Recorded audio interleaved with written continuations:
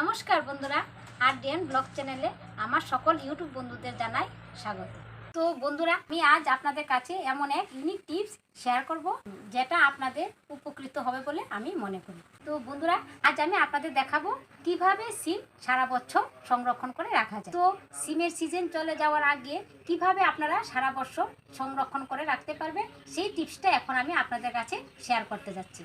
তো চলুন বন্ধুরা, দেরি না করে এখন আমার সেই টিপসটা শুরু করা যাক। তো সবার প্রথমে তো এখন আমার লাগবে সিম। তো আমার বাড়ির কাছে মোটামুটি কিছু সিম আছে, সেই সিমগুলি এখন আমি পেরে নিয়ে আসছি।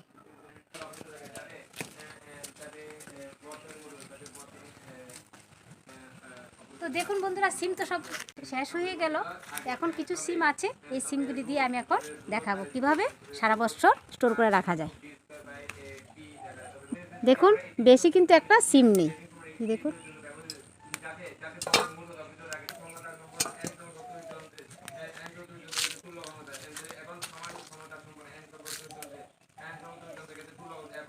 এবার বেশি সিম ধরে নিই, সিম গাছগুলি নষ্ট হয়ে গেল। তো বন্ধুরা, এই সিম গাছ আপনারা লাগিয়ে দেবেন বাড়িতে। এই সিম কিন্তু প্রচুর পরিমাণে ধরে, অনেক মাস এই সিম ধরে।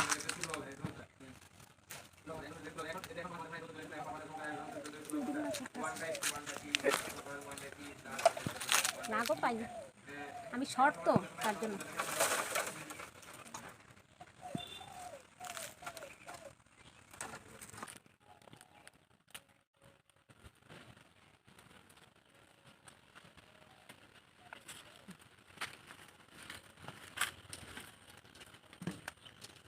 তো বন্ধুরা, আমার এতটুকু সিম লাগবে, তো আমি গাছ থেকে এতটুকু সিম পেরে নিয়ে এসেছি। আমি ভিডিও করার জন্য এই সিমগুলি পেরে নিয়ে এসেছি। আমি আগে সিম স্টোর করে রেখেছি আমার বাড়ির গাছ থেকে সিম পেরে। তো ভাবলাম যে আমি যেভাবে সিম স্টোর করে রেখেছি আপনাদের কাছে সেই ভিডিওটা শেয়ার করি। তার জন্য আমি এইটুকুই সিম পেরে নিয়ে এসেছি। তো বন্ধুরা, আপনারা দেখতে থাকুন আমি কিভাবে সিমগুলিকে স্টোর। সবার প্রথমে আমি এখন এই সিমগুলিকে এই সিমের যে মাথার অংশটা আছে এই জায়গা দিয়ে কেটে নেব, আর পিছনের এই জায়গাটা কেটে নেব।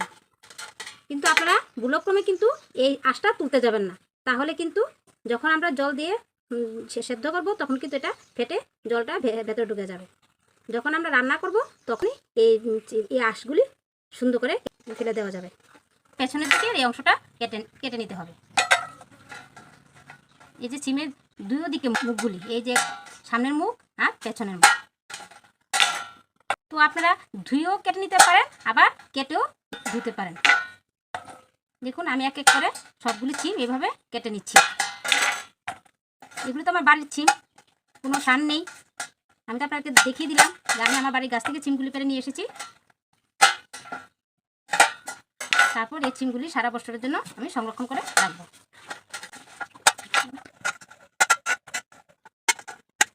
বন্ধুরা, আমি আপনাদেরকে আবারও বলে দিচ্ছি, এই সরু যে আঁশটা আছে, আঁশটা কিন্তু কোনো ক্রমে ফেলে দেওয়া যাবে না। তা না হলে যখন আমি জল দিয়ে সেদ্ধ করবো এটা ভেতরে জল ঢুকে যাবে।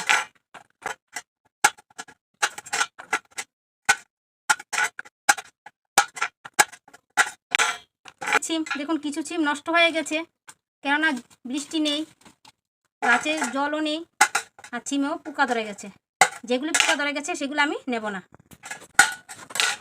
বেছে বেছে ভালো ভালো সিমগুলি নেব। তা না হলে সারা বছর সংরক্ষণ করা যাবে না। তো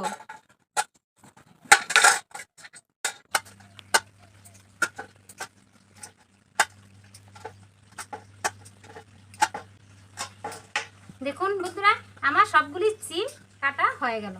কাটা না ঠিক, সিমের যে দুদিকে যে মুখগুলি ছিল সেই মুখগুলি আমি ছুটাইনি, মানে আগার যে অংশটা ছিল সেই অংশটা বাদ দিয়ে দিয়েছি। আমি কিন্তু এই আঁশগুলি ফেলে দিইনি, কেননা আঁশগুলি ফেলে দিলে জল ভেতরে ঢুকে যাবে। আমি বারবারই আপনাদেরকে বলছি, তাহলে সিমগুলি নষ্ট হয়ে যাবে।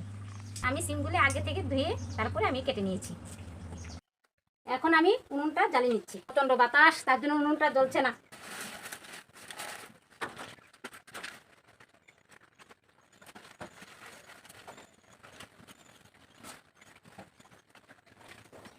উনুনটা জ্বলে গেল। এখন আমি একটি কড়াই বসিয়ে দিচ্ছি উনুনের মধ্যে। কড়াইয়ের মধ্যে পরিমাণ মতো জল দিয়ে দিচ্ছি।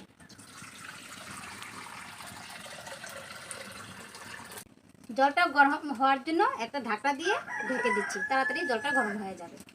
দেখুন এখন দেখবো জলটা ফুটছে কিনা। এই যে দেখুন জলটা কি সুন্দরভাবে ফুটছে।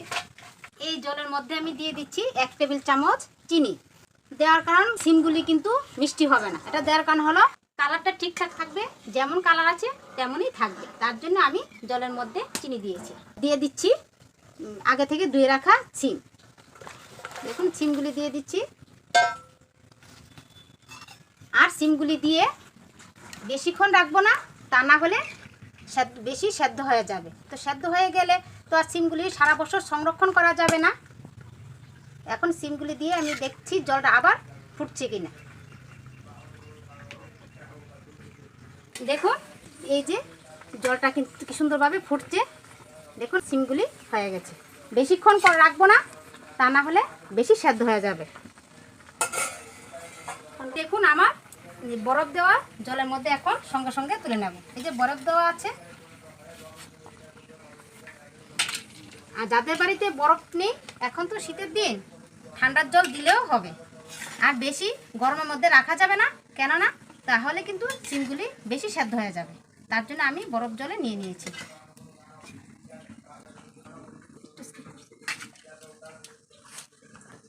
আমি বরফ দেওয়া জলের মধ্যে ঢেলে নিয়েছি। দেখুন সিমগুলি এখন একদম ঠান্ডা হয়ে গেছে। এই যে টাওয়াল নিয়ে নিয়েছি সিমগুলি শুকানোর জন্য।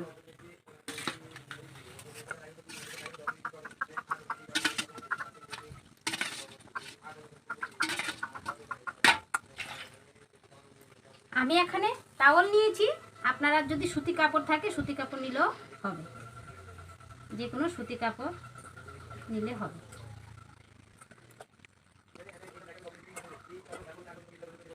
এখন আমি এই টাওয়ালটা দিয়ে ভালো করে মুছে নেব।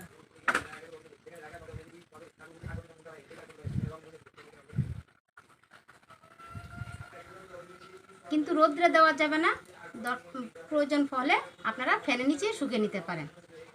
আমি দেখুন টাওয়াল দিয়ে আমি মুছে নিচ্ছি। দেখুন আমার সিমগুলি একদম শুকিয়ে গেছে। গাছের সিম তো কোনো সার নেই, তার জন্য সিমগুলি অল্প নরম হয়ে গেছে। আমি কিন্তু বেশি সেদ্ধ করিনি। জলটা ফুটে উঠেছে, তার সঙ্গে সঙ্গে আমি নামিয়ে নিয়ে আমি ঠান্ডার জলে দিয়ে দিয়েছি। দেখুন এখন তো আমি আঁশগুলি খুলিনি।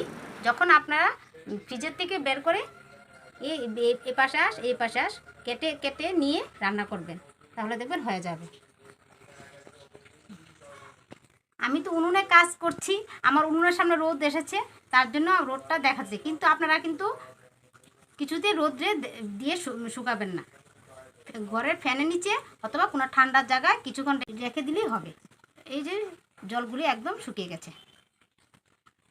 দেখুন দুরকমভাবেও রাখা যায়। তো এরকম বাটিতে রাখলে তো আমাদের ফ্রিজে জায়গাও কম থাকে, আবার এরকম তার জন্য আমরা রাখতে পাই না। আবার এরকম প্লাস্টার যে বাজার থেকে যে প্যাকেটগুলি কিনে নিয়ে আসি, এটার মধ্যে ঢুকেও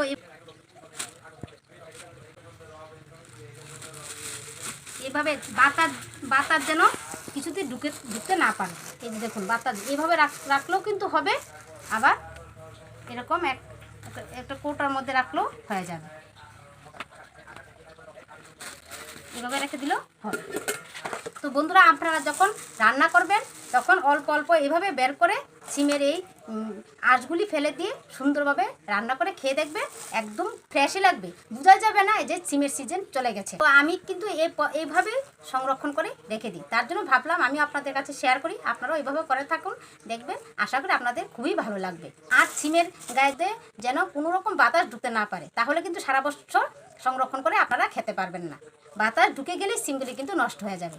এইভাবে করে আপনারা ডিপ ফ্রিজে রেখে দিন, তাহলে দেখবেন সারা বছরে যখন মনে হবে তখনই আপনারা বের করে অল্প অল্প করে খেয়ে নিতে পারেন। মনে করেন যদি নর্মাল ফ্রিজে রাখবেন তাহলে এরকম প্যাকেটে ঢুকিয়ে ডিপ ফ্রিজে রেখে দেখবেন, আর অল্প অল্প করে বের করে কৌটার মধ্যে রেখে দেবেন। তাহলে নর্মাল ফ্রিজে রাখলে কিন্তু 1 থেকে 1.5 মাস পর্যন্ত আপনারা রেখে খেতে পারবেন, আর ডিপ ফ্রিজে রাখলে পুরো 1 বছরও আপনারা খেতে পারবেন।